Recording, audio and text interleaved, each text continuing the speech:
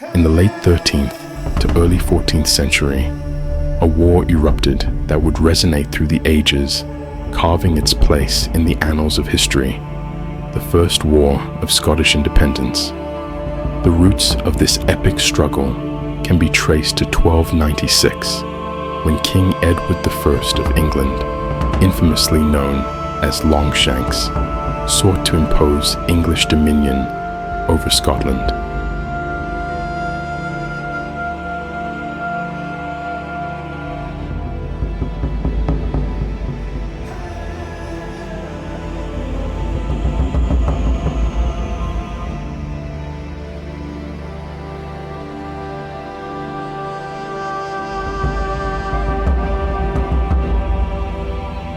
The Scots, however, refused to yield. Their resistance was fierce, even as the nation was thrown into chaos following the death of King Alexander III in 1286. With no clear successor, Scotland was left vulnerable, and Edward took advantage of the disarray, interfering in Scottish affairs and imposing his rule.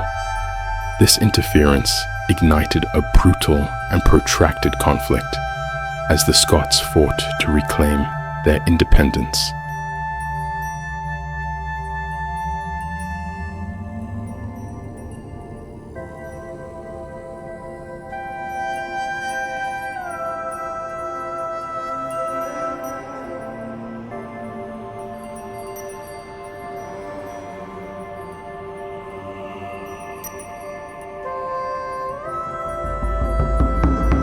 By 1314, the struggle had reached a critical point.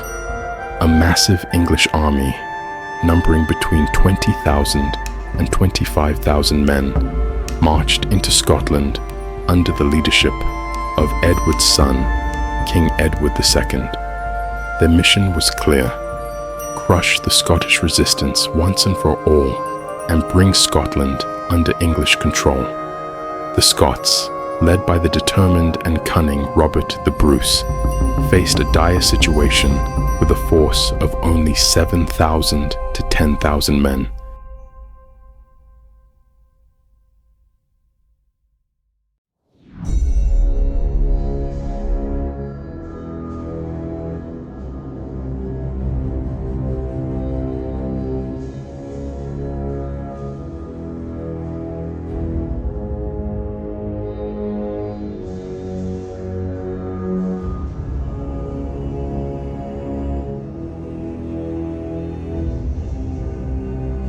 The defining confrontation took place near Bannockburn, south of Stirling, in late June.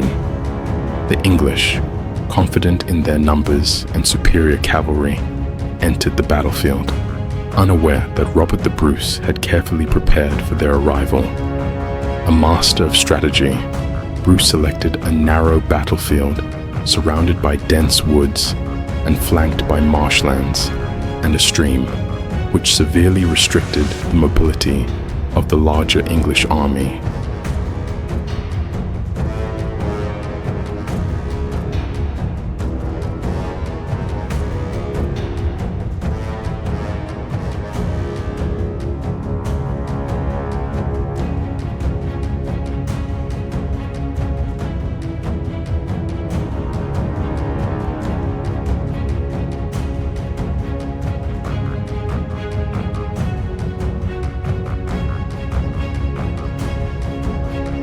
The Scottish army, composed primarily of infantry with skilled spearmen and archers, relied on a disciplined formation called the schiltron. These tightly packed units of spearmen wielded long pikes, forming an impenetrable wall of spikes that could hold back even the mightiest cavalry charges.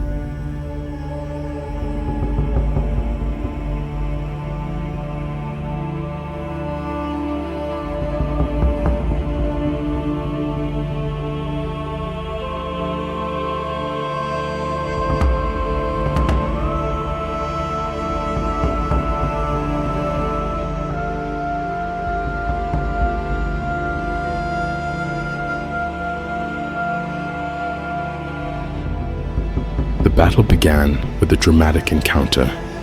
Henry de Bohun, a young English knight, spotted Robert the Bruce, seemingly unarmored and vulnerable. Charging at full speed, Bohun aimed his lance at the Scottish king, but Bruce remained calm, sidestepping the charge at the last moment and delivering a single, devastating blow with his axe, splitting Bohun's head and killing him instantly.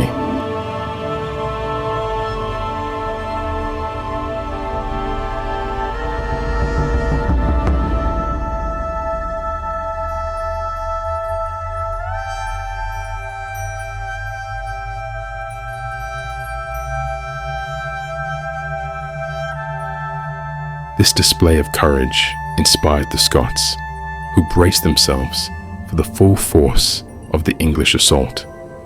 The Earl of Hereford ordered his knights and heavy cavalry to attack the Scottish infantry, shielding Bruce, but the Scots had no intention of retreating. Bruce had prepared the battlefield with hidden spiked pits, strategically placed to disrupt cavalry charges.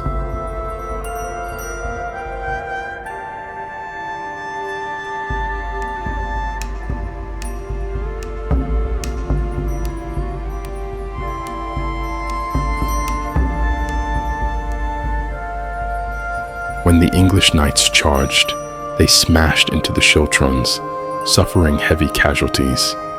Many knights who tried to flank the Scots fell into the hidden traps. Despite their numbers, the English found themselves unable to break through the disciplined Scottish formations.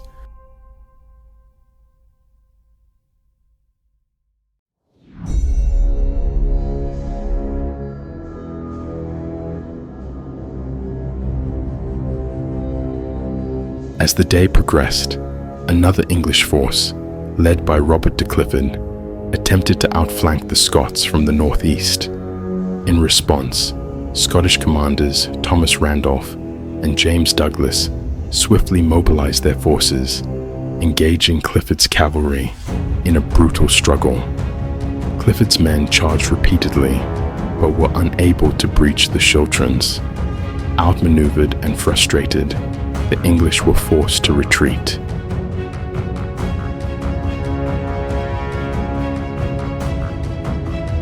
Night fell, bringing a brief pause to the carnage. Meanwhile, Scottish morale soared. During the night, Alexander Seton, a knight serving under Edward II, defected to the Scots and revealed that the English army was demoralized. Bruce seized the opportunity.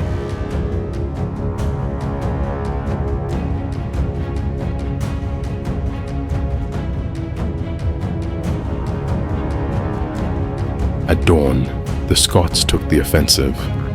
Emerging from the woods, the schiltrons advanced onto open ground, surprising Edward II. The Scottish archers moved ahead of the infantry, engaging the English longbowmen and protecting the advancing spearmen.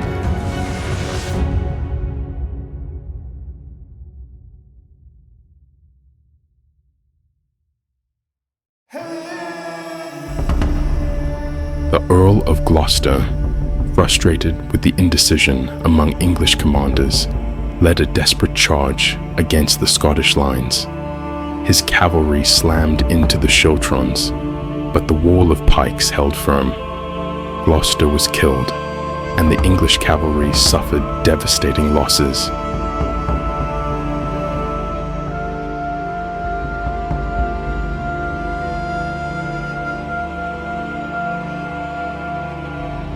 The tide of the battle turned decisively as Robert Keith, leading 500 Scottish cavalry, struck at the flanks, cutting down the English longbowmen and forcing them to flee.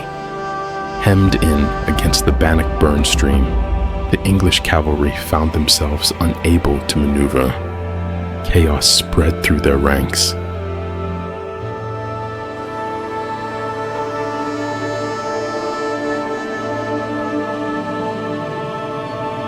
Realizing defeat was imminent, Edward II was urged to retreat. Surrounded by a contingent of loyal knights, the English king fled the battlefield. With their leader gone, the English army crumbled. Scottish forces launched a full-scale counterattack, driving the English into retreat.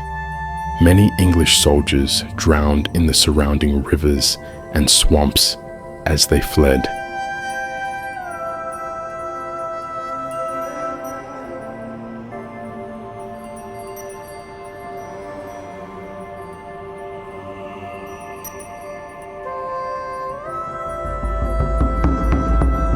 By the end of the battle, the English had suffered catastrophic losses, while the Scots emerged victorious with minimal casualties.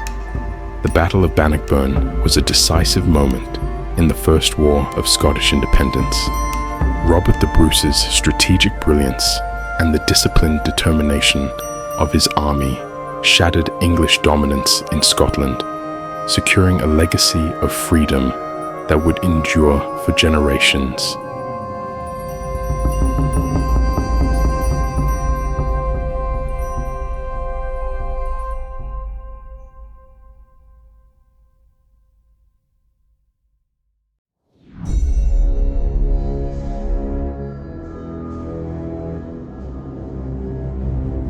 The fields of Bannockburn bore witness to a triumph that forever changed the course of history, a testament to the unyielding spirit of a people determined to reclaim their sovereignty.